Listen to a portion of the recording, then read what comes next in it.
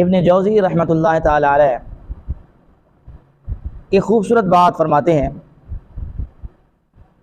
एक हिकायत बयान फरमाते हैं कि एक शख्स था जिसे हज करने का बड़ा शौक़ था, दिल के अंदर तड़प थी, हसरत थी हज करने की।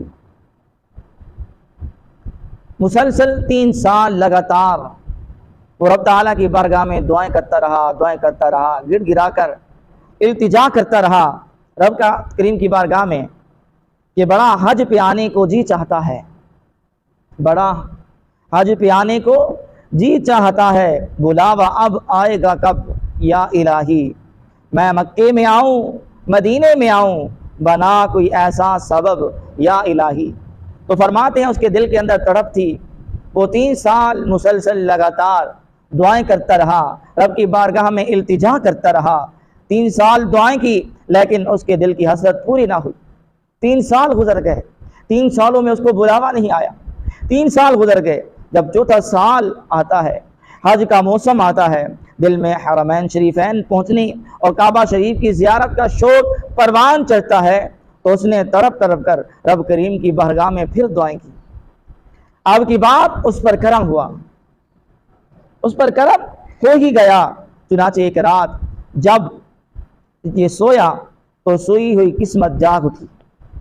जब ये सोया रात को तो सोई हुई किस्मत जाग उठी। आंख लगी तो दिल की आंखें खुल गईं, सर की आंखें लग गईं, सो गईं तो दिल की आंखें खुल गईं। बिगड़ी बनाने वाले आका, बिगड़ी बनाने वाले आका सल्लल्लाहु अलैहि वसल्लम एक आशिक रसूल के दिल की हसरत को पूरा फरमाने के लिए ख्वाब में तशरीफ़ लाते हैं। अल्लाह अकबर, अल्लाह अकबर। उम्मत के हाल से वो आगाह हर घड़ी है। ये हमारा ईमान और अकीदा है। उम्मत के हाल से वो आगाह हर घड़ी है। ख्वाबों में आ रहे हैं, बिगड़ी बना रहे हैं, ख्वाबों में आ रहे हैं, बिगड़ी बना रहे हैं। रसूल रहमत शफी उम्मत सल्लल्लाहु अलैहि वसल्लम अपने उस आशिक को फरमाया, तुम इस साल हज के लिए चले जाना, इस साल हज के लिए जाना। रसूल अकरम नूर मुजस्सम सल्लल्लाहु अलैहि वसल्लम की ज़ुबान मुक़द्दस से हज की इजाज़त मिल गई। खुशखबरी सुनते ही उस आशिक रसूल की आँख खुल गई। बारगाह नबूवत से हज की इजाज़त तो मिल गई, उसका दिल खुशी से झूम रहा था। सरकार यारी वक़ार मक्की मदनी ताजदार सल्लल्लाहु अलैहि वसल्लम की मीठी मीठी प्यारी प्यारी आवाज़ उसके कानों में रस घोल रही थी। वो बहुत खुश था। लेकिन अचानक याद आया कि हज की इजाज़त तो मिल गई है, हज की इजाज़त तो ख्वाब में मिल गई। कमली वाले आका अलैहिस्सलातु वस्सलाम ने ये खुशखबरी तो सुना दी, लेकिन उसे ख्याल आया कि मेरे पास इतने असबाब नहीं है, मेरे पास इतने पैसे नहीं है, मेरे पास ज़ाद राह नहीं है कि जिसके साथ मैं हज पर जा सकूं। ये ख्याल आने की देर थी, सारी खुशी गमी में तब्दील हो गई। दूसरी रात हुई, फिर रसूल अकरम नूर मुजस्सम सल्लल्लाहु अलैहि वसल्लम ख्वाब में तशरीफ़ लाते हैं। फिर इरशाद फरमाते हैं कि साल हज के लिए चले जाना, इस साल हज के लिए चले जाना। वो आशिक रसूल अपनी बेगरीबी का जिक्र ना कर सका। तीसरी रात फिर करम हुआ, फिर कमली वाले आका अलैहिस्सलातु वस्सलाम तशरीफ़ लाते हैं ख्वाब के अंदर, फरमाते कि साल हज के लिए चले जाना।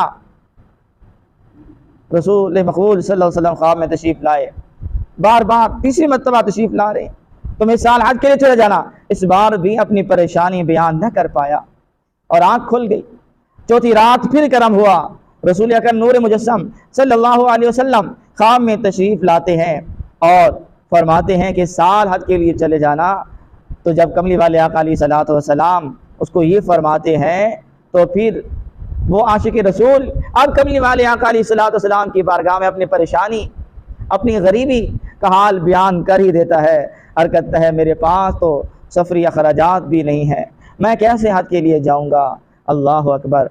पास माल ज़र नहीं, उड़ने को पर नहीं, पास माल ज़र नहीं, उड़ने को पर भी नहीं, कर दो कोई इंतज़ाम तुम पे करोड़ों दुरूद, कर दो कोई इंतज़ाम तुम पे करोड़ों दुरूद। फिर इंतज़ाम कैसे होता है?